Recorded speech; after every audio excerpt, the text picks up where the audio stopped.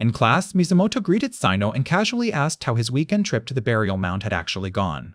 Sano admitted it had not been special at all, and said he had barely managed to investigate anything. Mizumoto teased that Sino really did love adventure and guessed he must have come from a rich family. Sino instantly shot that down and said his family had nothing to do with why he loved that place, though his irritation with his parents began to show. Mizumoto laughed and pointed out that Sino always reacted like that whenever parents came up, then asked if he had spent the break alone. After an awkward pause, Sino praised Mizumoto for valuing his relationship, while Mizumoto cheerfully admitted he had spent that time with his girlfriend. Mizumoto then asked if Sino wanted a girlfriend too. But Sino flatly denied it and said having one would ruin his weekends and keep him from adventuring, making Mizumoto call him a hopeless adventure addict.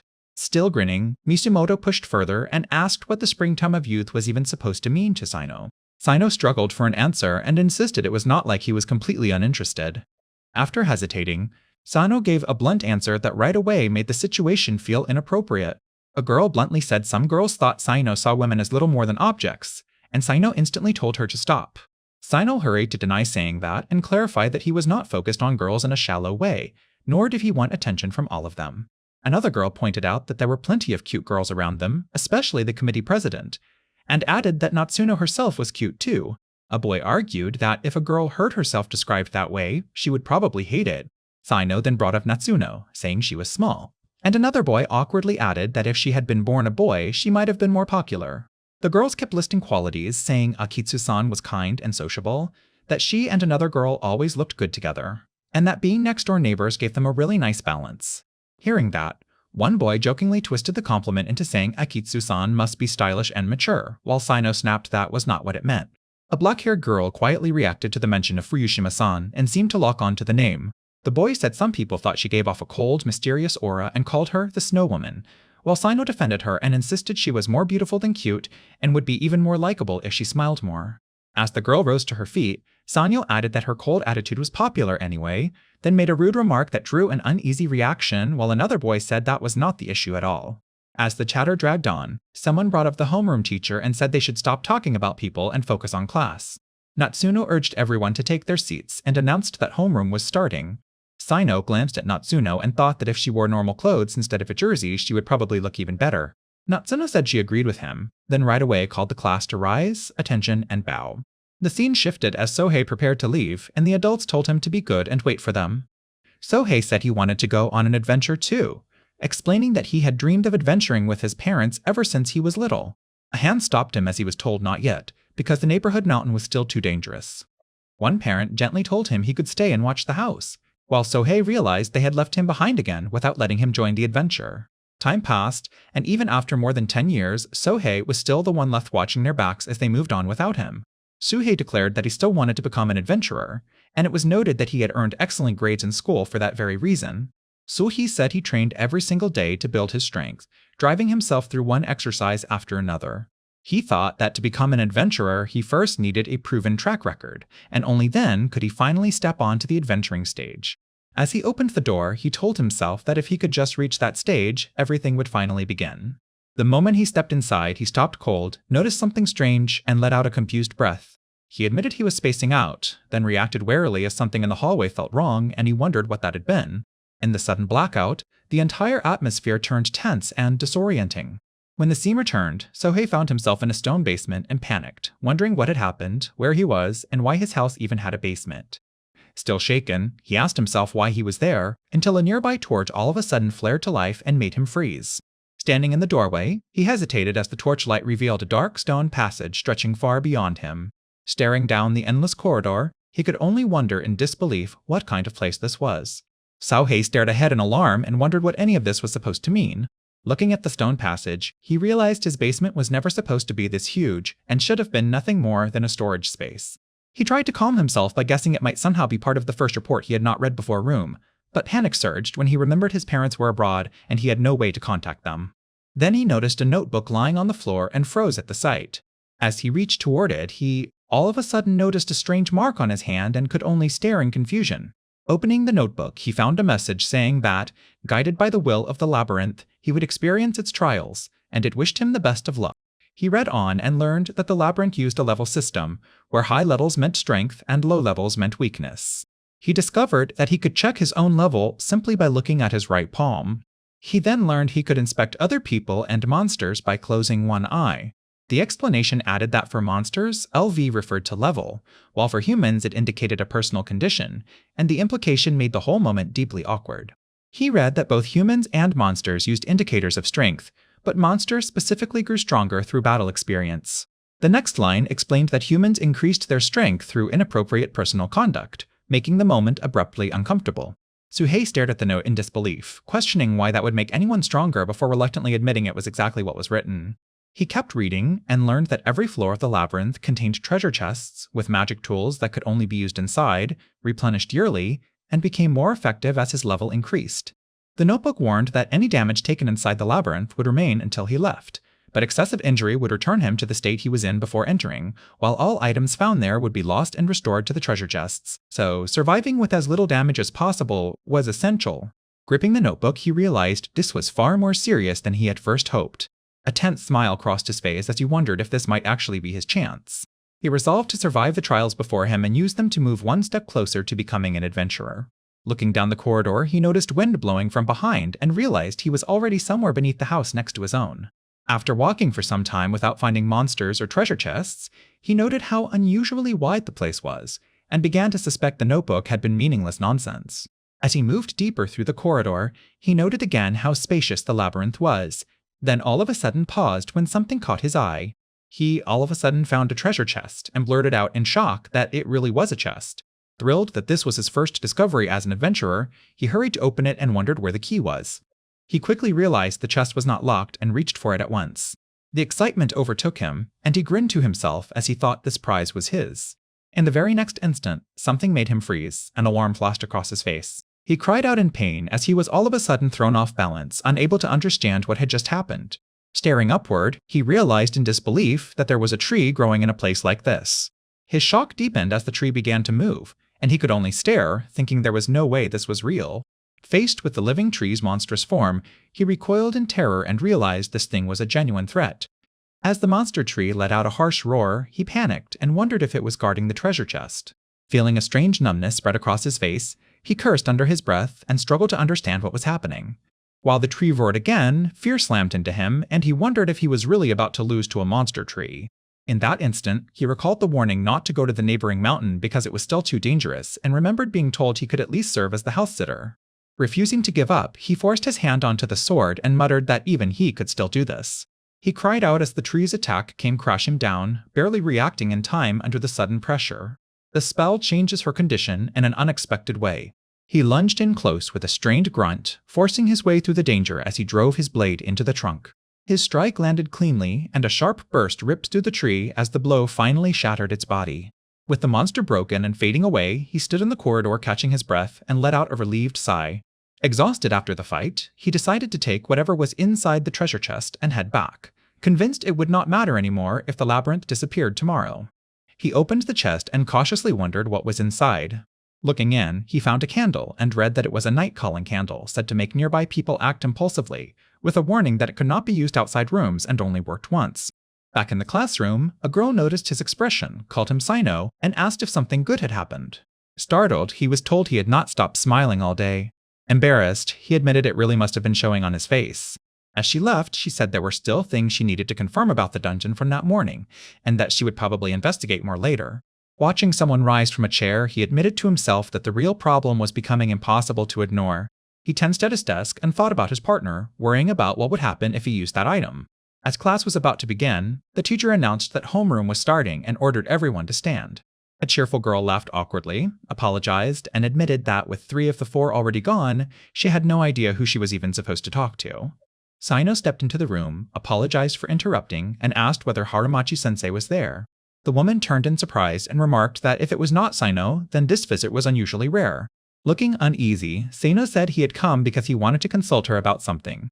She right away guessed the issue, and asked whether he still had not paid next year's tuition fee. As the room fell silent, she grimly reasoned that Sino's parents were adventurers, then realized they must have spent all their money on the newest underwater equipment. Sino bent down and desperately begged her to persuade his foolish parents to stop, adding that he would even cancel his own request if necessary. She quickly agreed, said she would get ready and visit the principal, and asked whether she could leave early, while another staff member accepted at once. They arrived together at Sino's home, and she directly asked him where his parents were. Sino hesitated and said they should probably be back already, then added that if they waited a little longer, they still might return. Harumachi-sensei admitted the waiting was getting to her and said they should hold on just a little longer. Sino politely asked her to sit on the sofa and wait, promising to bring tea and sweets, and she thanked him. As he walked away, Sino anxiously wondered what the magic tool would actually do now that everything had gone wrong. He returned with tea and apologized for the wait, and Harumachi-sensei thanked him as he set everything on the table. Noticing the candle, Harumachi-sensei asked what it was, and Sino explained that it was an aroma candle. He added that collecting them was his mother's hobby. Harumachi-sensei said she did not mind, and Sino decided that, since she had never used it before, he might as well try it now. Once lit, the candle burned with an ordinary-looking flame, and an uneasy silence stretched between them as nothing happened. Seeing no clear effect, Sino thought maybe nothing had happened after all, and prepared to apologize to Harumachi-sensei. But in the very next instant, his body locked up as a strange reaction slammed into him. Sino all of a sudden felt unwell in a way he could not understand, and the change left him rattled and confused. Harumachi-sensei, unsteady and flustered, called out to Sino in a strained voice, and he answered her nervously. Forcing herself through the embarrassment, Harumachi-sensei asked him to come a little closer. As she shifted closer on the sofa, Sino jerked back in shock and called out to Harumachi-sensei in disbelief. The air turned painfully tense as she urged him to endure it and keep going. Harumachi-sensei hesitantly asked whether anything had been troubling him lately, saying that at his age he might have been feeling lonely. The spell changes her condition in an unexpected way. Harumachi-sensei, red to the ears and barely holding herself together, said that if one of her students felt lonely, then as his teacher she had to do something. The distance between them became painfully close, and Harumachi-sensei urgently called Sino's name as both of them froze in shock. Sino panicked and begged her to stop, reminding her that she was his teacher even as the moment slipped further out of control. Harumachi-sensei, flushed and sweating, told Sino to leave everything to her and insisted he did not need to worry about any of it. Sino, overwhelmed and shaken, said it was all right and convinced himself that if he endured this much, it would be enough for Harumachi-sensei. As Harumachi-sensei breathed sharply, Sino became completely flustered and admitted he could think of nothing except his teacher. In a brutally awkward moment, Harumachi-sensei called Sino's name while he stared at her in shock and panic. In the dim silence, Harumachi-sensei quietly called to Sino and asked for one more try. Sino shockily answered his teacher while realizing the situation had grown far worse than he had expected. Harumachi-sensei looked dazed and shaken, as if she could no longer process what was happening. Sino, left tense and shaken by the ordeal, asked that they keep what happened strictly between them. Harumachi-sensei nervously agreed and admitted that keeping it quiet would help her immensely. Sino told her that for now she should go home, adding that he would somehow deal with his parents on his own. Harumachi-sensei turned away and quietly apologized, unable to face Sino after the painfully awkward incident. Alone on the couch, Sino lay there exhausted and tried to steady his breathing as the aftermath drained him. He checked himself in confusion and wondered whether his level had increased at all from what had happened. After confirming he was fine, Sino exhaled and headed back down into the dungeon once more. Looking at the mark in his palm, he realized with surprise that his love-related stat had increased. Sino steeled himself and accepted that he could not take back what had already happened. Even knowing someone else might get hurt because of it, he swore he would press on and conquer this dungeon. He concluded that the inappropriate incident with Harumachi-sensei had raised him to level 5. As he walked on, Sino wondered just how effective this love-based skill would be when he finally tested it. In the dungeon corridor, Sino remembered taking this route the day before and decided he would go no farther than where he had stopped then. Recalling the note, Sino realized there were still 2 treasures left on this floor and thought that if the non-boss threats here ranged from level 1 to 5, now was the best time to collect them all. He reminded himself that the labyrinth had to be mapped by hand because neither radio signals nor compasses worked inside.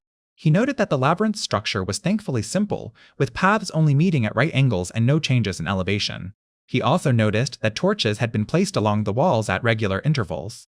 Checking the time, Sino confirmed that time passed inside the labyrinth at the same speed as it did outside. From that, he concluded that this dungeon could be treated as a separate dimension cut off from reality. Staring into the vast vertical space, he wondered if that impossible scale was only possible because it existed in another dimension. His thoughts cut off when he spotted what looked like a giant mouse ahead, and the sudden sight put him on edge. He right away corrected himself, realizing that in a place like this it had to be a monster, and he readied his blade. Staying cautious, Sino decided that before anything else, he needed to confirm the monster's level. Sano inspected the creature and confirmed it was only level 1, which made him think the fight would be easy. The mouse monster all of a sudden lunged, and the abrupt attack snapped all his focus to it. Sino reacted in time and cut the monster down in a single swing, letting out a sharp breath. With the battle over in one hit, he judged that the love-based effect was at least this powerful. Looking at his map, Sano realized the floor was much larger than expected, and that searching the rest would take a long time. But then he spotted something ahead and stopped cold. He found a small room and right away fixed his eyes on what was inside. Seeing no sign of nearby monsters, Sino recognized the object as a treasure chest. As he looked closer, he noticed a rose-like plant coiled around the chest. The flower looked like a beautiful blue rose, but the instant he noticed it, something beside the chest all of a sudden moved. Sino recoiled with a grunt as the plant lashed out and caught him off guard.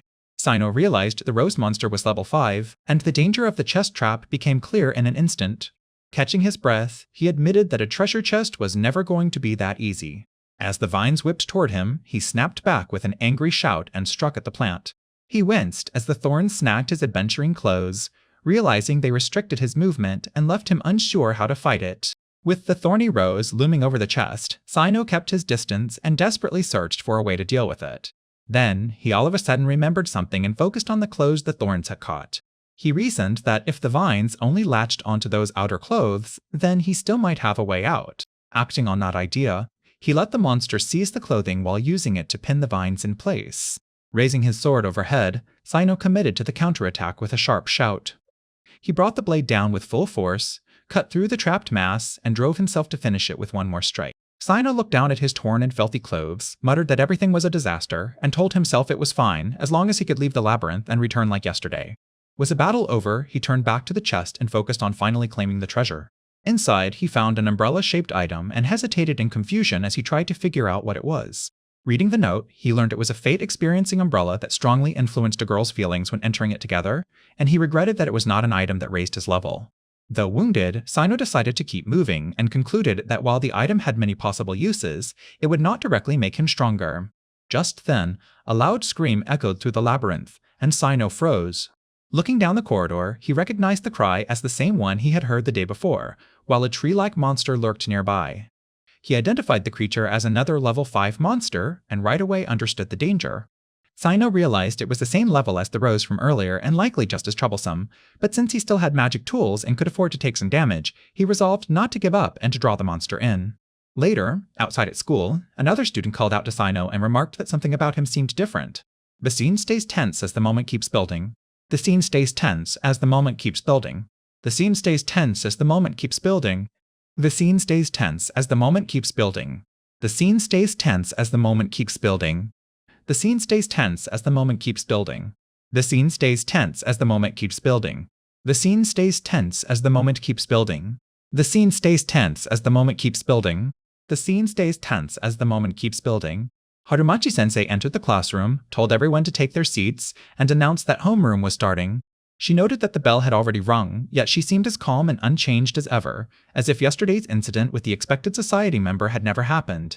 After clearing her throat, she moved on and called for the morning salute with Natsuno Gore.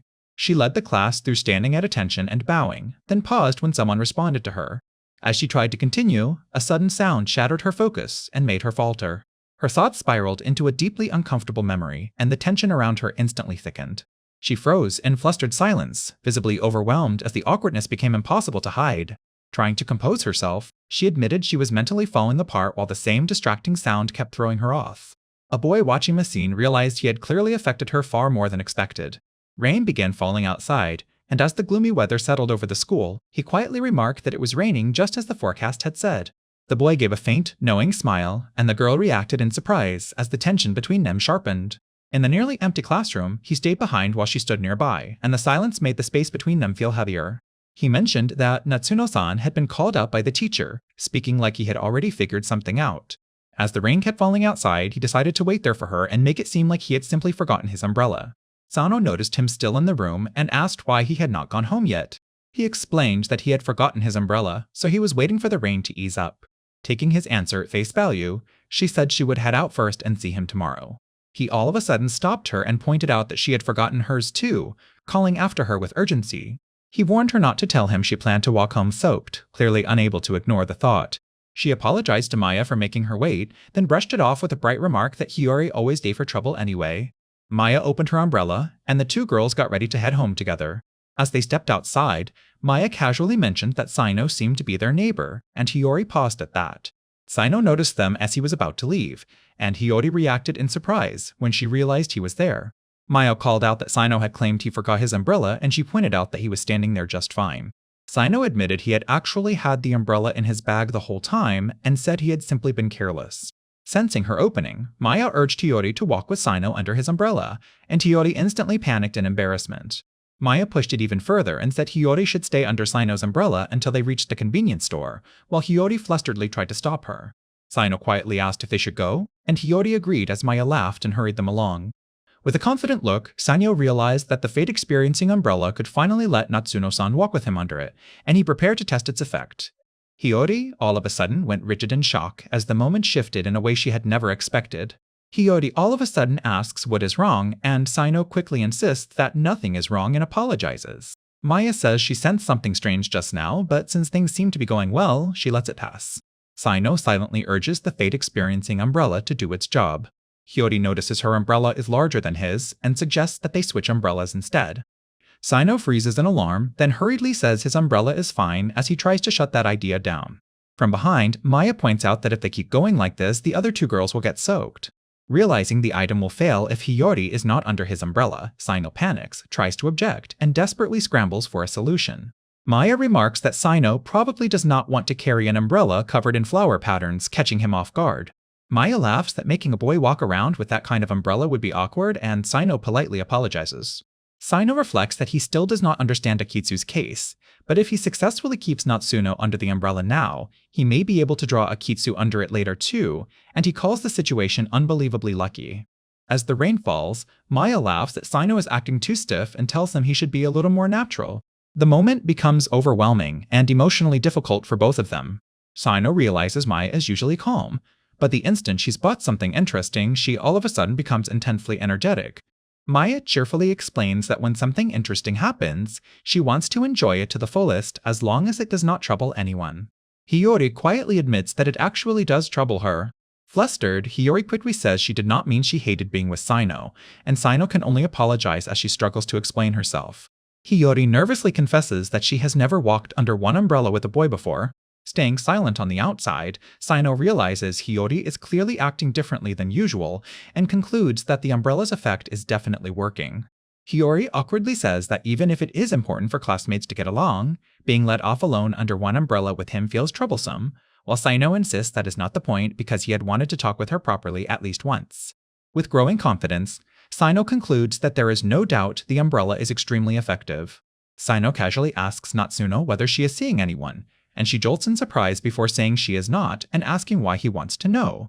Keeping close under the umbrella, Sino says he simply finds it strange that someone as nice as Natsuno does not have a boyfriend.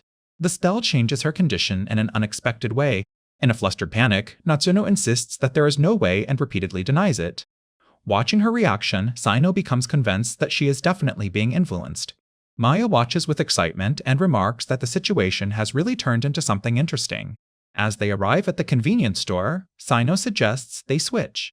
Natsuno eagerly says it is her turn with Sino now, while he can only answer awkwardly. Looking tense but determined, Natsuno says Akitsu should come under the umbrella too.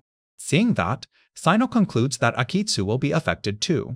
As Akitsu approaches under her own umbrella, Natsuno moves in close to Sino and nervously jokes about becoming important to him, while Akitsu is caught off guard by the sudden sight. Leaning in with a teasing smile, Natsuno asks Akitsu how she became so interested in him so fast. Sino is left sweating in confusion and wonders if he somehow has a strange power that affects people around him.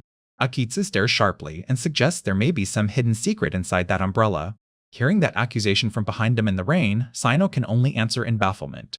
With a sly look, Natsuno presses the idea further and asks if that is why he hesitated to trade umbrellas with her earlier. Sino quickly denies it and reasons that if she had known, she would not have stepped away from the umbrella and gotten soaked, while Natsuno anxiously wonders if the umbrella really could be some magical item. Flushed and carried away, Natsuno urges him to tell her, and the exchange turns awkwardly personal as she blurts out an uneasy proposal. Natsuno right away startles at her own word, then realizes she may have gone too far. Sino regains his composure and concludes that Akitsu's reaction is probably just another effect of the umbrella, though he still believes she is likely to be influenced soon. As they walk through the rain, Sino keeps pressing Akitsu about her earlier claim, insisting the umbrella is completely normal while deciding to stay calm and keep questioning her until he gets home. Natsuno moves even closer and asks if she can hold the umbrella, leaving Sino caught off guard and unsure how to answer. Akitsu all of a sudden cuts in and firmly says Natsuno cannot do that, then hurries her by saying she left laundry outside and needs to stop fooling around and go home. Natsuno laughs and agrees that it is getting pretty late, while Akitsu calls her Hiyori and tries to move things along. Even so, Natsuno stays close to Sino and says she wants to remain like that with him while he reacts in visible panic. Akitsu loses patience, declares that they are going home, and pulls Natsuno away as Natsuno protests in surprise. Reaching the neighborhood, Sino notes that they have already arrived. Looking at the houses around them, Sino realizes the girls are actually his neighbors, and Natsuno casually says they should meet again sometime. At the entrance, Natsuno cheerfully waves goodbye to Sino. Akitsu awkwardly follows with a stiff farewell, and Sino returns the goodbye. As the moment ends, Natsuno quietly suggests they can continue their conversation another time. Sino tells himself he has to stay cautious around both Akitsu and Natsuno. Entering his home with the umbrella closed, Sino thinks he especially needs to stay on guard when it comes to Akitsu. He decides that for now, his priority is gathering more items to raise his level. Inside the dungeon, Sino checks his progress and notes that the last item on floor 1 is there, and that over the past 2 days he has already covered most of the outer border. Looking at the map on his phone, he realizes he still has not finished searching the dungeon's inner area. A large beast all of a sudden appears in the corridor, and Sino reacts as it lets out a threatening growl. Watching it from cover, he realizes the creature is far bigger than the mouse-like monster he encountered yesterday and concludes that it is a completely different kind of monster. He identifies the creature as level 4. Sino judges that with his current level 1 strength, defeating it in 2 or 3 hits would be difficult, though he doubts it can seriously injure him either. As the beast lunges, Sino strikes back instantly and lands a sharp blow while bracing for the clash. Sino is stunned that the monster went down in a single attack, and he realizes that hitting a vital point from a surprise angle seems to deal far more damage. Checking his map as he walks, Sino notes that he has already explored about 70% of it and feels the search is dragging on. He spots what looks like the final room ahead and notices a treasure chest waiting inside. Sino sees a level 3 monster near the chest and concludes that each of these rooms likely contains both a treasure chest and a guarding monster. Deciding to move first, Sino launches himself forward without hesitation. The beast whips around with a furious roar, but Sino slips in close and cuts through the clash before it can overpower him. Catching his breath, Sino confirms that he brought it down in one hit again, because aiming for vital points deals heavy damage. He warns himself that this approach is dangerous, but for now, he has to keep targeting vital points if he wants to survive. Standing before the chest, Sino hopes the item inside will help him raise his level. As he opens it, Sino admits he still has no idea how to reach the next floor. Opening the chest, Sino finds a suspicious bottle and reads that it is a craving extract, which right away puts him on edge. As he checks the description, he realizes the item's effect is highly inappropriate and understands it can force dangerous impulses in whoever drinks it. Back in class, Sino sits in silence while Natsuno stands at the front and the lesson moves on. He notices that Akitsuki-san has not changed much, but he is startled by how different Natsuno-san seems now. Sino decides that using the craving extract on Natsuno-san would be a bad idea, since Akitsuki-san is already far too suspicious of him. He also rules out Harumachi-sensei, admitting to himself that using it on her would be wrong too. Looking around the classroom, Sino concludes that only one option remains. He approaches Yurishima-san and casually calls out to her. When she asks what he wants, Sino says there was something in the lecture he did not understand and asks if she can help him with the right number. After a quiet pause, Yurishima-san agrees that she does not mind helping him. Sino thanks Yurishima-san, relieved that asking her for help went more smoothly than he expected. When Yurishima-san asks what part confused him, Sino says it was the section on trigonometric ratios. Nearby classmates call Hiyori back, and the atmosphere in the room remains watchful and faintly tense. Sino thinks Akitsu-san probably will not stir up trouble today, though even he does not sound fully convinced. As Yurishima-san keeps explaining the problem, Sino grows flustered while she calmly points out yet another step he should follow. After listening carefully, Sino tells Yurishima-san he understands it completely now, and she quietly accepts that. Just as he starts to leave, Yurishima-san stops him and tells him to wait. Turning back, Sino says he has troubled her enough already, so he wants to repay her by getting her something to drink. Yurishima-san right away refuses and says she did not need anything. Sino refuses to drop it and insists he will not feel right unless he does this, saying he will go buy it. As he heads off, Sino thinks this is taking more effort than expected, but then reminds himself that the other person is Yorushima-san. His focus shifts to the dangerous craving extract, and the moment tightens as he recalls exactly what it does. Sino remembers using a syringe the day before to inject 20 milliliters of the extract into the bottle he brought with him. He tells himself that amount should be enough to intensify the effect. When he returns, Sino apologizes for the wait, and Yorushima-san quietly acknowledges him. He hands her the drink, explains that the vending machine must have been malfunctioning because it feels warm, and she accepts it with thanks. Sitting across from her, Sino watches in silence as Yorushima-san steadies herself and lifts the bottle to drink. Yorushima-san drinks from the bottle without hesitation, and the tension in the room quietly starts to climb. After finishing it, she goes still, tightens her grip on the bottle, and falls into a strained silence as something in her begins to change. Seeing that she drank every last drop, Sino is caught off guard, and Yorushima-san weakly calls out to him. Yorushima-san all of a sudden says she is thirsty, and when Sino offers to get her another bottle since she already finished one, the mood abruptly shifts. Yorushima-san refuses and says she does not want water because what she wants is something else. In a deeply uneasy moment, Yorushima-san bluntly says she wants something from Sino himself and urges him to give it to her. Sino is left frozen as he realizes she is saying all of this without the slightest embarrassment. Trying to excuse it to himself, Sino thinks Yorushima-san has helped him study so much, thanks her, and forces himself to overlook how wrong the moment feels. As the situation turns deeply uncomfortable, Sino nervously braces himself while the tension keeps mounting. Yorushima-san, speaking with unsettling directness, asks exactly how that would work, making the exchange even more awkward. The spell changes her condition in an unexpected way. With her composure fraying, Yorushima-san asks if they can do it one more time, showing the pressure has not eased at all. Sino admits he already gave a lot and says it may be difficult to do it again, then asks what they should do now.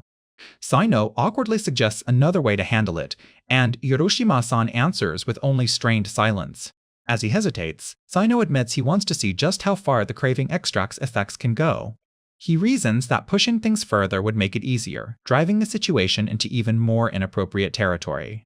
Yorushima-san firmly stops him there and says there will be clear limits. Sino realizes that is the limit and says the effect must only be driving her urge for the substance, nothing beyond that. Even so, Yorushima-san says she is still willing to continue, and the situation grows even more uncomfortable when she also mentions changing her clothes. She explains that doing it that way will make it end faster, while she starts taking off her jacket without hesitation. Sino hurriedly says he understands and thinks that forcing anything further would cross her boundaries, so this is as far as she will go. Yorushima-san asks if he wants her to remove even more, and when he nervously says yes, the moment turns even more dangerously personal. Watching her change clothes at his request, Sino freezes as the weight of the situation becomes impossible to ignore. Yorushima-san regains her composure and says she is going home. Sino thanks her for everything today as she starts to leave the classroom.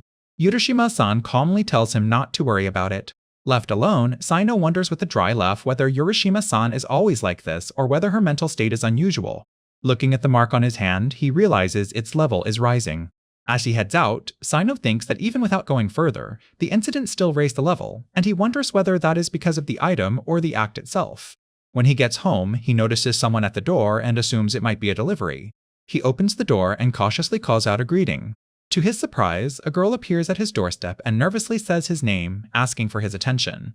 Sino is stunned to find Hiyori Natsuno standing there in person. Hearing someone outside, Sino hesitantly wonders if it is Sensei. He finds Hiyori Natsuno at the door, and she anxiously asks why he is just standing there before saying she should come inside quickly so no one sees her.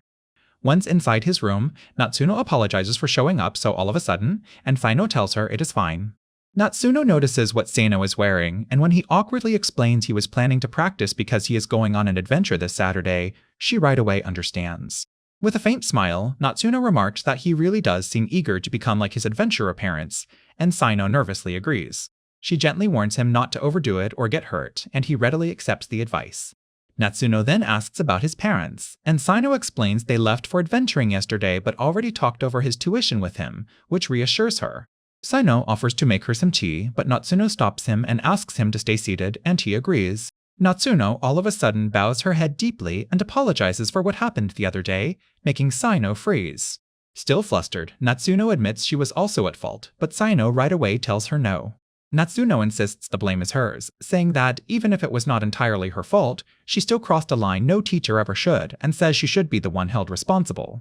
Bowing her head, Natsuno says she is ready to accept any punishment, even quitting her job or paying compensation, but Sino quickly tells her to stop. Sino calmly tells her it is fine, that he does not mind, and that he will not tell anyone.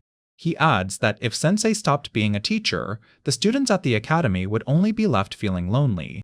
Overwhelmed with relief, Natsuno softly says Sino's name and thanks him. As she heads out, Natsuno says that was all she came to apologize for and asks him to see her again at school, while Sino agrees. After she leaves and the door closes, Sino is left standing there in silence. Letting out a breath as he lies back, Sino thinks he really should stop using items on Sensei just to raise his level. He all of a sudden realizes he never heard a single sound from the entrance after Sensei left, and the thought instantly unsettles him. When he looks toward the entryway and sees her shoes still there, Sino freezes and rushes downstairs in alarm. Sino reels in disbelief as it hits him, and all he can think is that there is no way. He races to the entrance, sees the door open, and calls out to Sensei in alarm. Growing more uneasy, Sino calls her Harumachi-sensei and then Sensei again, but gets no response. He finds Natsuno standing inside the passage, and she turns toward him in shock as she says his name and demands to know what this place is. Sino is overwhelmed by panic, thinking this is bad and that everything has now been exposed. As he hesitates, he frantically thinks of what to do, considers using an item, then instantly rejects it as useless here. Cornered, Sino awkwardly admits he does not know what to do and struggles to explain himself. Natsuno starts moving deeper into the passage, and Sino urgently calls out that it will be dangerous if she goes any farther. Ignoring his warning, she keeps going while Sino grabs his weapon, curses under his breath, and begs Sensei to wait. As he runs after her, Sino worries that if she encounters a monster, fixing his excuse will not matter anymore, and he is shaken by how strangely Sensei is acting. Sino urgently calls out to Sensei and tries to stop her right away. Natsuno notices a staircase that should not be there, and Sino is stunned as she keeps descending. The spell changes her condition in an unexpected way. Natsuno says he finally caught up to her, while Sino reaches her out of breath and visibly alarmed. Natsuno angrily demands to know what this place is and why he brought her here, while Sino desperately asks her to let him explain. Before he can explain, they come face to face with a monster, and Sino urgently repeats that he was trying to warn her. Sino is horrified by the monster's sudden appearance and thinks this is the worst possible timing, especially with a treasure chest sitting nearby. He realizes that a treasure chest in a room this small is extremely unusual, which makes the whole situation even more suspicious. As Natsuno stands in front of him, Sino starts to suspect this was deliberate and wonders if Sensei was being controlled, especially after how strangely she had been acting. In tense silence, Sino and Natsuno brace themselves as the pressure of the moment closes in around them.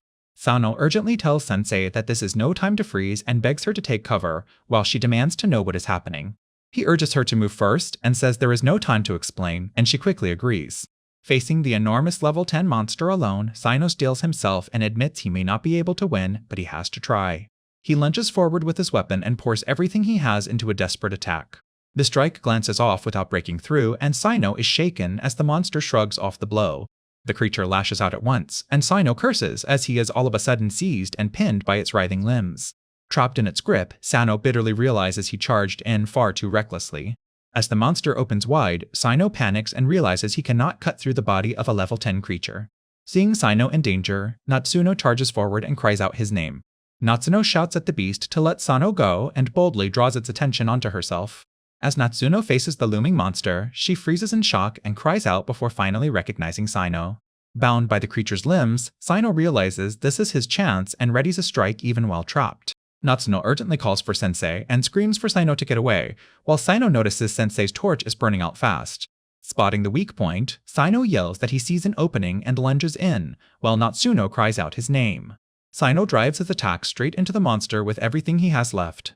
The blow lands, and the monster breaks apart across the stone floor near the treasure chest as Sino staggers back from the impact. Breathes sharply for breath, Sino says he only won because of Sensei's torch attack, while Sensei says he was the one who saved her. As relief crashes over them, Sensei catches Sino as he falls, calling his name in alarm. Shaken to the core, Sensei calls him an idiot while holding onto him tightly. She says she was terrified and demands to know why he did not run when he had the chance, while he weakly tells her she is overreacting. As Sensei supports him, Sino realizes the moment feels strangely calming, somehow different from before. A faint sense of nostalgia washes over him, bringing with it unexpected comfort. Sensei pulls back just enough to scold him sharply, furious that he was not listening and still upset over what he put her through. Saino quietly assures her that he is listening, then admits it has been a long time since anyone worried about him this much. Still shaken, Sensei demands a full explanation and presses him about the strange pink monster from earlier. Knowing he can no longer hide the truth after everything that happened in the dungeon, Saino decides he has to explain it all properly. He apologizes and suggests they calm down first by leaving the maze, promising to explain everything after, and she agrees. Once the immediate tension eases, Saino says he will check what is inside the treasure chest for now. Opening the chest, he finds an unfamiliar hanging item and pauses, unsure what it is. As Sensei leans in and asks what the object is, Saino hesitates and can only admit that he does not know yet. Sensei all of a sudden stiffens and lets out a startled breath as something in the air abruptly changes. When Saino asks what is wrong, Sensei studies the feeling and wonders if this is the same kind of incident as before. After a brief pause, Sensei realizes this is different and says so with growing unease. Saino checks the item description and realizes it is a nightmare-inducing bell that can warp a target's mind and force false memories and emotions into their consciousness. He quickly puts it together and suspects the bell activated by accident when it struck the corner of the treasure chest. As the warning about the item sinks in, Saino realizes he has to stop this before it gets worse. Under the bell's influence, he all of a sudden grabs onto Sensei and blurts out distorted feelings he cannot control. Sensei is left red-faced and stunned as the situation turns deeply uncomfortable, and all she can do is call Saino's name in confusion. Saino keeps forcing the confused outburst on her directly as the emotional pressure becomes impossible to ignore. Overtaken by the false impulse, he admits he has been driven toward this, and the moment turns even more dangerous. Under the bell's influence, Saino clings to Sensei, says he feels strongly attached to her, and begs her to keep the dungeon a secret as the moment turns painfully awkward. Still ruled by those false feelings, he insists they could stay like this every day, making the situation even more inappropriate. Then the tense haze all of a sudden shatters, and Sensei is left staring in confused silence as she tries to process what just happened. Saino quickly regains control and urges Sensei to focus on leaving the maze, while she shakily agrees. Sensei quietly takes in his words and begins to piece together the situation with uneasy understanding.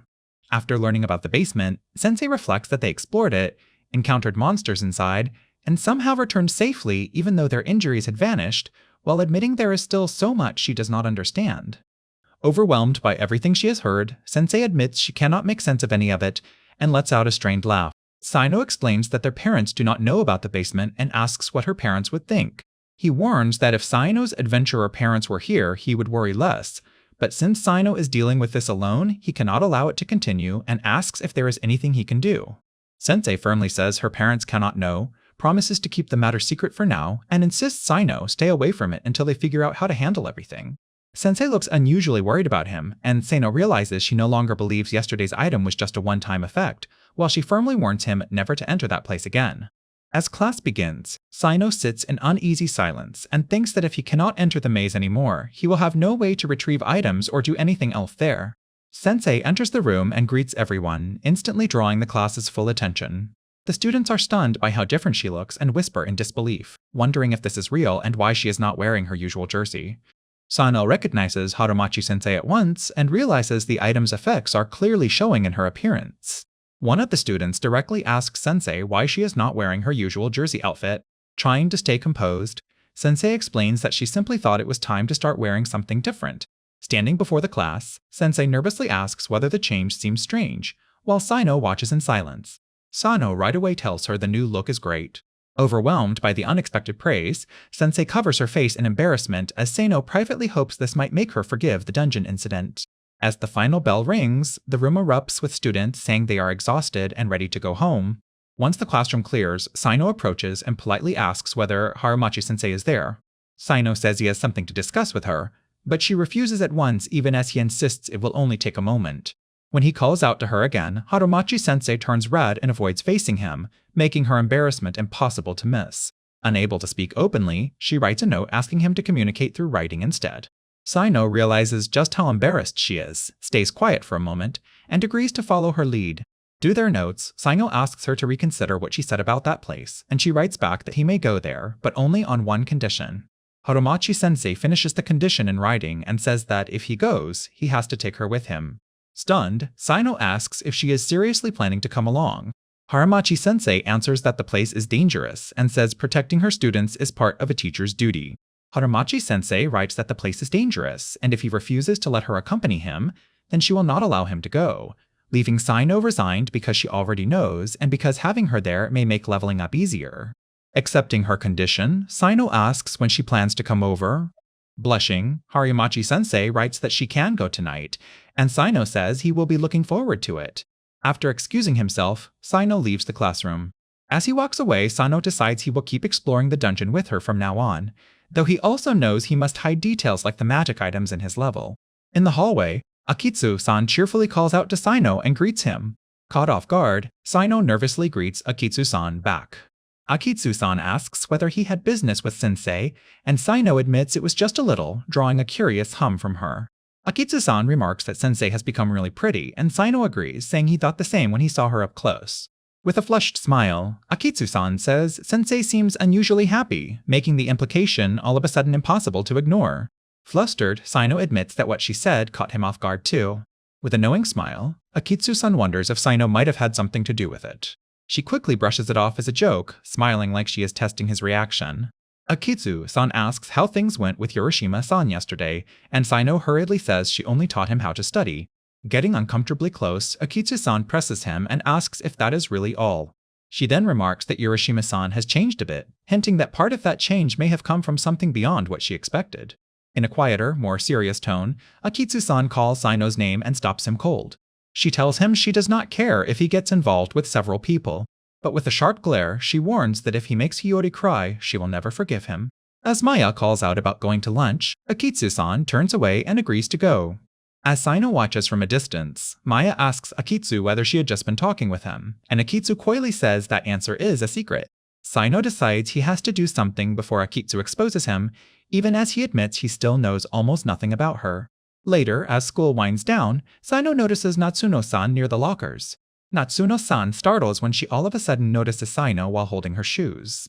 Sino asks why she is there by herself and where Akitsu-san is, and she explains that Akitsu already went home because she had plans. Looking uneasy, Natsuno-san wonders if those plans might be something she is not supposed to be involved in. Sino brushes that concern aside and says it is probably nothing since they always go home together, while Natsuno-san nervously agrees. Sano realizes this is the perfect chance to learn more about Akitsu-san through Natsuno-san.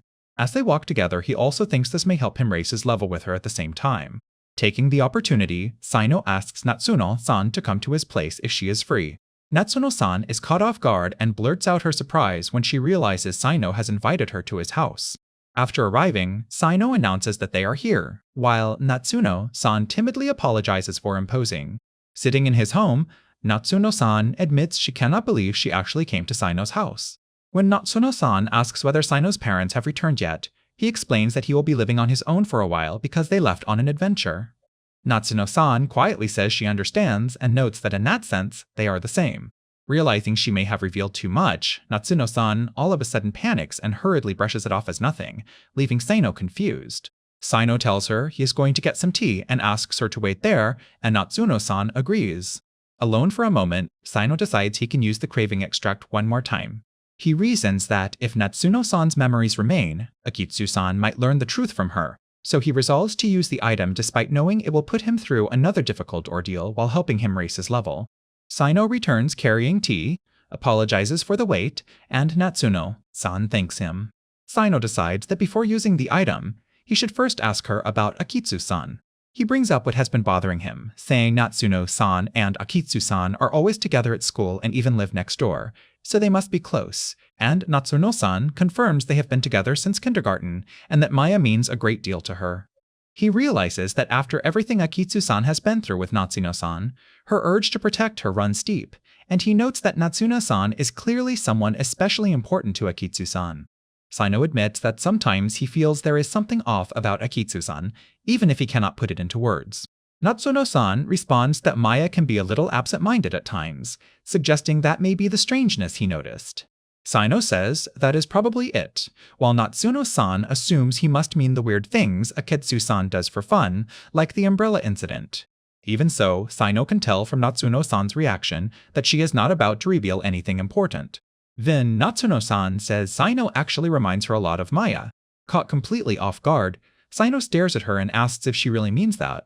Natsuno-san gently insists that Maya is a truly wonderful girl and asks him to get along with her too. Sino forces a shaky smile and agrees, but the unease on his face does not fade. As silence settles between them, Sano realizes he still has not learned enough about Akitsu-san and doubts Natsuno. San will say anything more. He reaches for the item and thinks that if this is all he is getting, he may have to use it on her now. Sino gets her attention, and Natsuno-san looks up and asks what is wrong. He quietly drops the item into the drink, setting his plan into motion. Natsuno-san all of a sudden reacts in confusion, clearly sensing that something has changed. Sino notices the item has vanished and realizes it worked, leaving him scrambling over what to do next. He anxiously thinks that luring Natsuno-san somewhere isolated just to test this would be too cruel, and he freezes. The mood turns deeply uncomfortable as Natsuno-san, dazed, reaches toward him while calling his name. As her clothes shift out of place, she absently comments on them, making the whole moment even more uncomfortable. Sino forces himself to stay calm and pushes ahead with a troubling test, pressing Natsuno-san with a harsh demand while she remains dazed and compliant. He steels himself and decides to get straight to the point. Seeing how obedient and emotionless she is, Sano wonders whether the effect will even work while she is in such an apathetic state. Time drags by in a suffocating silence inside the room. Natsuno-san all of a sudden seems to come back to herself a little and reacts in confusion. Sino lets out a breath and tells Natsuno-san it is already 6 p.m., asking if she is all right. Looking toward the clock, Natsuno-san startles when she realizes it is already 6 p.m. She quickly apologizes for staying too long and says she should head home. With her bag over her shoulder, Natsuno-san cheerfully says she will see him later and leaves. As Sino notices something strange, Natsuno-san turns and asks what is wrong. Hearing what sounds like a voice nearby, Sino instantly goes alert. As he looks up and spots Natsuno near the hidden area, he panics, fearing this is about to become another disaster like what happened with Sensei. Determined not to let anyone else discover the dungeon, Sino grabs Natsuno-san and urgently tries to stop her. He tells himself that if he can just calm her down, he might still keep this under control. Startled and embarrassed, Natsuno-san calls out to Sino in confusion while he tries to get her attention. Sino quickly lets go, apologizes at once, and admits that what he did was unconscious. Still shaken, Natsuno-san repeats his words in disbelief as she tries to process that he acted on instinct. Overwhelmed by the awkwardness, Natsuno-san hurriedly excuses herself and rushes toward the door. Left standing alone, Sino reflects that he grabbed her without thinking before he hears that same voice again. As the hidden entrance pulses focus once more, Sino insists to himself that he cannot let anyone else learn about it or get dragged into this. Outside the house, Natsuno-san walks away still flustered, admitting that Sino all of a sudden grabbing her had completely caught her off guard. She pauses by the wall, visibly trying to steady herself as the awkward moment keeps replaying in her mind. Just then, the doorbell rings and Sino heads to the entrance saying he is coming. When he opens the door, Natsuno-san all of a sudden steps inside and apologetically says she is coming in, leaving Sino caught off guard. As she enters, Natsuno-san notices how tense he is and asks what is wrong. Looking embarrassed, she explains that she just saw Akitsu near the house across from his and then reacts in surprise at her own words. She says she actually went back home because she did not want Akitsu to see her, and that it would be bad if any student noticed her there. Hearing that, Sino realizes that if Akitsu-san was near his house, that would explain why Natsuno-san came back instead of going home. Natsuno-san then remarked that it feels like Akitsu is lying in wait for something and asks whether she has some kind of business with him. Sino says Akitsu does not really have any business with him, but admits she seems suspicious of him, leaving Natsuno-san visibly uneasy. Natsuno-san says she does not think Akitsu knows about the dungeon, but she suspects Akitsu has been watching her and warns Sino to be careful around her, and Sino says he understands. Natsuno-san notices the item he is carrying and asks what it is, then casually says that is what it is. She explains that they are 6 shaku wooden poles and says they are bojutsu weapons. Natsuno-san reveals that her family runs a dojo called Mutengi Shinru that specializes in bojutsu. She says she brought the weapons because she thought they would help against the monsters, and Sino quietly acknowledges it. While showing the pole, Natsuno-san says she used to win many competitions before becoming a teacher, and Sino remarked that she seems surprisingly strong. With a faintly embarrassed smile, Natsuno-san admits that because of that background, she was not able to experience many typically girly things. Realizing she has talked too long, Natsuno-san apologizes, but Sino reassures her that it is completely fine. She quickly brightens again and suggests that they head into the dungeon, and Sino agrees. Once inside, Sino says he wants to confirm their level before they go down to the second layer, leaving Natsuno-san puzzled by the term. Sino asks Sensei to look at her right palm, and she repeats the question while staring at her hand. As she checks her palm in surprise, Sino tells her that it shows her level. Sino explains that levels increase through combat experience, then privately recalls an earlier condition and reasons that her level should be at least 1. Hearing the result, Sensei turns toward him and repeats it in disbelief as Sino looks back nervously.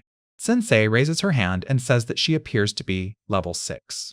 Sino is shaken because that number does not match how many times she should have gained experience, and he starts wondering whether levels can rise when a dungeon item goes unused.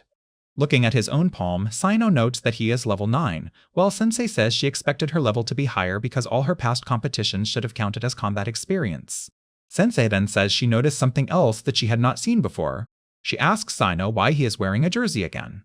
Embarrassed, Sensei explains that she thought wearing a jersey would make it easier to move around, then admits the choice now feels awkward. Sino says that from now on, he will prepare his mother's adventuring gear himself, so she will not need to bring a jersey. Then he casually adds that she looked really nice the last time she wore a skirt. The spell changes her condition in an unexpected way. As they walk through the corridor, Sensei realizes he really did think she looked nice, while Sino remarks that it means her effort was worth it. Sino teasingly says she talks about effort as if she never wears skirts or dresses up at all. Overwhelmed and hiding behind her weapon, Sensei wonders if she had actually been right and tells him not to say anything more. Sino says that if he could see Sensei dressed like that every single day, he would be overjoyed, and she blurts out in shock whether he means every day. Sino walks on and says he is looking forward to it, while Sensei hurriedly protests that she never said she would wear it every day. Flushed and shaken, Sensei calls him hopelessly simple, but then thinks that if Sino wants to see it that badly, she might be willing to do it. Their awkward exchange is all of a sudden cut off when a loud cry echoes through the dungeon, making them freeze. Sino right away warns that this is no time for that kind of talk because they are inside a dungeon, then tells Sensei that an enemy is coming their way. A huge beast crashes into view, its body crackling with dangerous electricity as it charges through the corridor. Sanyo spots the electric beast and urgently warns Sensei to watch out, realizing this monster is covered in lightning. As the creature rushes through the narrow passage, Sino realizes they will have trouble fighting it in such a cramped area. Sino panics for a moment, shouting that he has to make up his mind as the pressure of the sudden attack bears down on him. He tries to move in, but the monster's electric field forces him back, and he curses that he cannot get close because of the lightning. Sensei all of a sudden steps forward and tells him to leave it to her, cutting through his hesitation with total confidence. She confronts the monster head-on, bringing her weapon down with force as the creature looms over her in a burst of impact. Her strike lands cleanly, smashing through the beast and scattering fragments as the attack ends the threat instantly. Watching her walk ahead after the blow, Sino is left stunned and admits that she is seriously impressive. Still facing away from him, Sensei awkwardly says she will stop wearing a jersey, sounding flustered by what he said earlier. Still flustered, Sensei turns away and declares that from now on, she will wear a skirt every day. She quickly regains her composure and urges Sino to hurry up and keep moving, and he nervously agrees. As they advance, Sensei notices the corridor seems to be getting wider, and Sino realizes that means they are probably nearing a small chamber. Sino explains that a treasure chest should be inside, but a monster always appears with it, so he tells her they need to work together and take it down, and she agrees. Inside the room, they spot the treasure chest and also notice a strange creature lurking beside it, while Sensei confirms they have found it. Sensei says she remembers being able to confirm the monster's level by closing one eye. The creature's level appears as 6, and Sino quietly notes that it matches his own level. Sino takes command and says he will handle the front while Sensei stays behind him and attacks when she sees an opening, and she accepts the plan. He rushes in first and slashes at the monster, starting the fight with a forceful strike. The spell changes her condition in an unexpected way. With the monster finally down, Sensei exhales in relief, praises Sino for stepping in, and says his timing could not have been better. Sino says they should check the treasure chest and the two head toward it together. As he closes in, Sensei asks what usually comes in those chests, and Sino explains that each floor has 3, and clearing them all lets you move on. While opening it, Sino adds that every chest so far has only held odd little items. Inside, he finds a wristband, and he and Sensei begin checking what kind of effect it has. The note identifies it as a lucky band, and Sino realizes from the description that it has unlimited uses and a dangerous effect. If the wearer touches someone of the opposite contact, it lowers their judgment and makes them act irrationally. The instant he reads that, Sino freezes in panic and thinks this is exactly the kind of awful news he never wanted to see.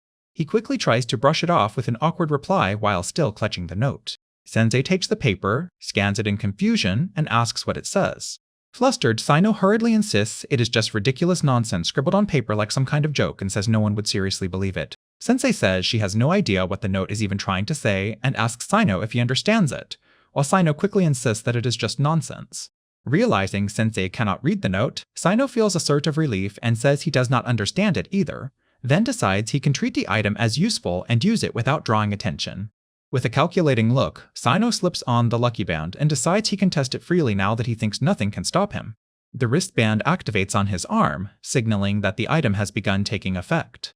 Sensei all of a sudden goes rigid, visibly losing composure, while Sino catches the change and thinks she seems affected, though not fully overtaken by it. As they walk, Sensei starts breathing unevenly and edges too close, asking what is wrong with Sino, while he nervously claims that nothing is happening. Sensei presses him and points out that he has been breathing heavily, while Sino awkwardly asks if he really has. Trying to steady herself, Sensei says she may just be tired and insists she should be fine, even as her unease keeps growing. Watching her reaction, Sino realizes this must be the wristband's effect and decides the safest move is to endure the tense atmosphere until it wears off. Sensei spots a small room ahead and points it out, and Sino turns toward it as they prepare to move on. Sino and Sensei step into another chamber and right away recognize the sheep monster from before. Despite sweating and looking strained, Sensei steels herself and says he can leave that monster to her. Sino notices the creature is already level 9 and admits he cannot get close to something that strong, so he leaves it to Sensei as she agrees.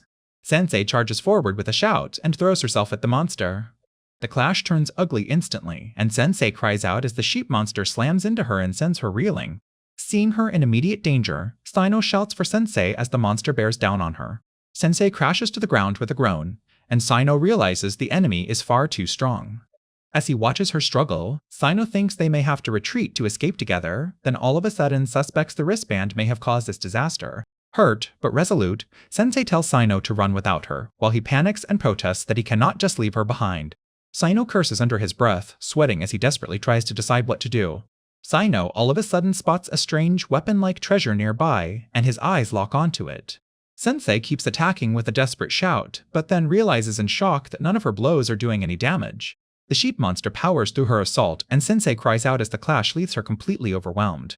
Hearing Sensei call his name, Sino hardens his resolve and grabs the crossbow-like treasure.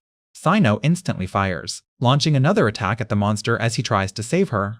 The shot lands, and the monster lets out a sharp cry as Sino sees the hit connect.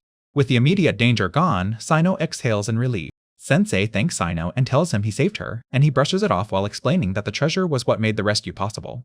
Looking at the weapon, Sensei realizes that dungeon treasures really can be useful after all. Sino explains that this must be the sheep monster's treasure chest, but says the item itself seems to belong to the layer's shared rewards. Sino studies the strange weapon in silence and notes that it does not seem like an ordinary bowgun. Reading the item description, Sino learns it is called the Falling in Love Bow, a dungeon weapon whose special effect creates an unhealthy fixation toward the user, though it has limited range and unlimited uses. He dryly concludes that this would have been useful when Sensei was summoned before, and realizes it is exactly the kind of item meant for manipulating someone brought into the dungeon. Noticing they are both hurt, Sino suggests they call it a day, and Sensei agrees. As they walk away, Sino decides he may as well test the item while they are still there. He fires the bow at Sensei from behind, and the shot hits her clothes. Sensei turns in confusion, and Sino notices that unlike before, she shows no reaction and the arrow simply vanishes. Sino concludes that the item probably does not work on the same person twice, so he decides he will just use it as a normal weapon instead. At the doorway, Sensei asks what he plans to do about tomorrow's expedition, and Sino says there is no school, so if she has time she can come in the afternoon. She agrees, then shyly checks on him and awkwardly asks whether he is really alright coming along with her when he could be spending time with friends or a girlfriend. Sino bluntly tells her that he does not have a girlfriend and does not even have friends, and she quietly takes that in. He explains that he and Suzumoto are only seat partners and do not spend time together, adding that someone with many friends like him would not really get along with a loner like Sino. Hearing that, Sensei reacts with surprise and asks if that is really how things are. She then says she will come over at 2 in the afternoon tomorrow, and Sino simply agrees. Just then, Sino notices a new message on his phone from Akitsu Mana. Opening it, he sees Akitsu asking if she can come to his house tomorrow because there is something she wants to ask him. Sino suspects Akitsu probably saw Natsuno visit his house, but he still feels inviting her over would not benefit him. Then he notices the message includes a photo, showing him together with another girl. Sino is rattled as he realizes Akitsu somehow took a picture of him with Yurushima without him noticing. Realizing Akitsu may have heard things from his house and now has evidence, Sino reluctantly replies that she cannot come to his place, but says he might consider it if it is at Akitsu's house instead. Sino tells Akitsu that she cannot come to his house, but if it is at her place, he may consider it, and she quickly replies that she will be waiting. As he puts the phone away, Sino decides he has to deal with the photo involving Yurushima before Akitsu or anyone else exposes the dungeon, and he thinks he needs to get Akitsu on his side somehow. The spell changes her condition in an unexpected way. Still trying to catch her breath, Akitsu is left confused and shaken by the strange dream, wondering what on earth it was. She notices movement outside, looks through the window, and is surprised to spot Sino below, calling out to him in disbelief. A moment later, Akitsu opens the door with bright energy and announces that she is there as she welcomes him inside. With a knowing smile, Akitsu invites Sino to come in. Once inside, Sino asks whether Akitsu's parents are home, and she calmly tells him that both of them are out right now. Akitsu then smiles and tells Sino he can talk to her about anything. While following her farther inside, Sino keeps his mind on one priority, deciding he has to get rid of that photo before dealing with anything else. Sino stares at the drink and thinks he needs to settle this quickly. Akitsu leads Sino into her room and welcomes him inside. Just as Zanyo starts to bring up the photo, Akitsu all of a sudden remembers snacks and cuts the conversation short. Akitsu says she will go get something right away, and Sino quietly acknowledges it before sitting alone and letting out a tense breath. Seeing his opening, Sino decides this is his chance. He pulls out a small bottle, clearly preparing to use it. Akitsu returns with food and apologizes for making him wait. As they sit together, Sino says there is something he wants to discuss, and Akitsu asks if it is. About her waiting in front of his house the day before. Akitsu smiles and says he noticed, then adds that, in that case, what she has to say should be over quickly. Akitsu directly asks what Sino was doing with Hiyori the day before. Sino pushes back and asks why she is questioning him, saying she could have simply asked Natsuno instead. Akitsu calmly reveals that she did ask Hiyori about it yesterday. She explains that Hiyori seemed flustered and absent-minded and could not give her a clear answer, so she concluded Hiyori would not tell her anything. Akitsu then says that means Sano is the only one who can give her the answer she wants. Sano repeats her words warily and insists that he and Hiyori only had tea and a little conversation, and that nothing else happened. Akitsu flatly calls that a lie, saying Hiyori would not have been so shaken if that were true. Sano abruptly shifts to the photo and asks Akitsu to delete it. Akitsu brings up the image on her phone and asks if this is the picture he means, and Sino confirms that it is. Akitsu refuses outright and tells him to answer her questions first.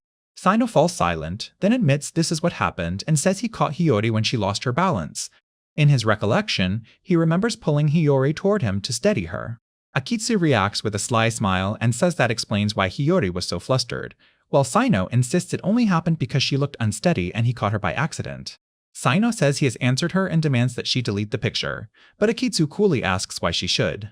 Sino insists he already talked and claims he was completely honest, while Akitsu says a few words are not enough and adds that she is still suspicious of his honesty. Frustrated, Sino clicks his tongue and thinks this simple approach will not be enough.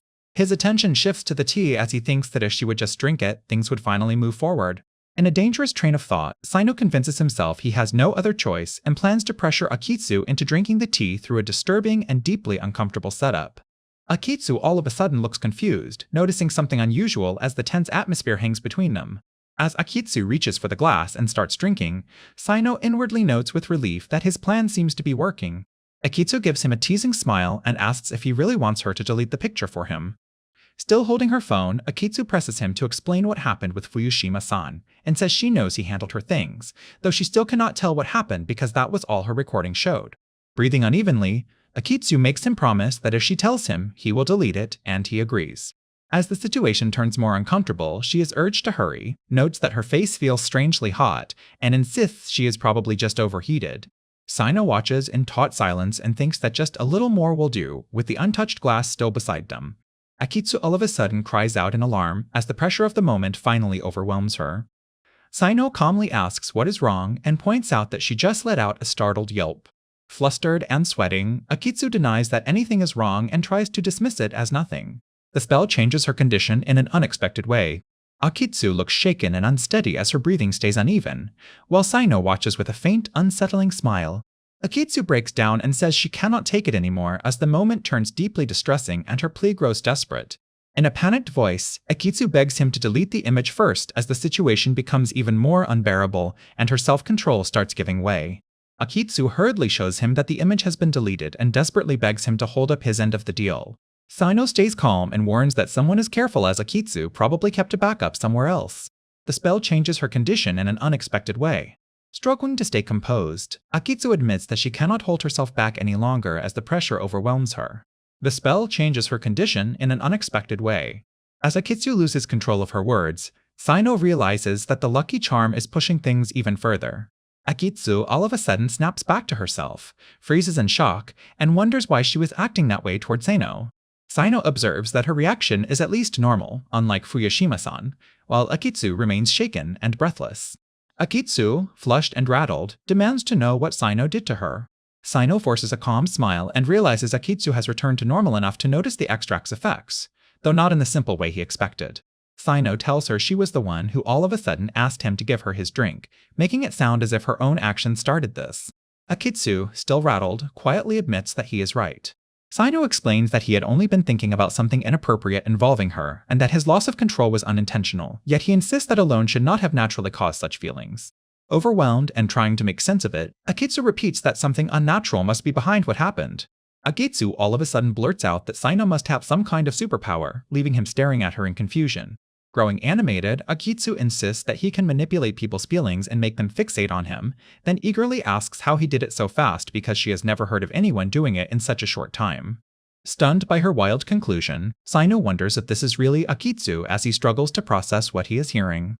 Akitsu excitedly recalls that Natsuno once mentioned something like this, and asks if Sino might have one of those unseen pet creatures that only he can perceive. Sino is stunned as Akitsu all of a sudden lights up, and he realizes this must be a completely different side of her personality. Akitsu eagerly leans in and presses him to explain how he did it, while Sino awkwardly insists that he does not have any superpower. Akitsu excitedly declares that she has figured it out, insisting some part of Sino must be causing this and making girls react before they even realize it, while Sino can only stare in confusion. Sino nervously thinks that using an item on Akitsu may have been a serious mistake. Akitsu brightly calls out to him and asks if she can investigate him a little, making the moment instantly awkward. Trying to stay calm, Sino tells her that, while he understands her excitement, examining him is too much, then asks why she does not request a favor from him instead. Akitsu repeats the word favor, then boldly says that in exchange for that favor, she wants him to investigate her too, turning the atmosphere even more uncomfortable. Sino deflects the situation by suggesting that she let him have Natsuno instead, and Akitsu right away falls silent. Akitsu flatly tells him that his remark is not funny even as a joke, while Sino starts to brush it off as if he was only kidding. With a sharp glare, Akitsu reminds him that she already warned him before that if he ever made Natsuno sad, she would never forgive him. Sino forces out a dry response and realizes that Akitsu and Natsuno really are unusually close. Akitsu says she cares deeply about Hiyori, but does not believe Sino sees her the same way, and she warns that his actions have already made Hiyori attached to him. She bluntly condemns anyone who would take advantage of Hiyori's feelings and says such people have no place near her. Akitsu insists she only wants a normal friendship with Hiyori, and that is why she refuses to let Sino get too close until she understands what kind of person he really is. Sino hurriedly promises Natsuno that he would never do anything like that. He backs down and says he understands, while Akitsu decides to leave the awkward investigation aside and says she actually came to talk about Hiyori. Afterward, Sino exhales in relief and is simply glad that he managed to pull Fuyashima-san out of that troubling situation. As he reflects on Akitsu's devotion to Natsuno, he wonders if that concern could make her useful, but quickly decides she is still too dangerous and too informed to trust. Walking away, Sino concludes that he should probably do something about Akitsu's fixation on Natsuno. Akitsu is all of a sudden shown holding up her phone with a faint smile, as if she is quietly planning her next move. A hidden camera quietly records the room as someone notices it still operating. Akitsu peeks in, notices the device, and reacts with surprised suspicion as she wonders what it is. She checks the footage and realizes the crucial parts have been wiped, right away recognizing that the important evidence is gone. Akitsu lets out a dry breath, looking annoyed as she processes the tampered recording. While thinking back on the scene she missed, she calmly pieces together what must have happened between them. Reviewing the footage, she notes that Hiyori said she had forgotten to bring snacks and stepped out at once, while Sino simply accepted it. Akitsu studies the camera with a knowing smile and hums softly, as if she has finally confirmed her suspicion. The remaining footage shows Sino left alone at the table after Hiyori walked away, with the cut in the recording making the missing interval feel even more deliberate.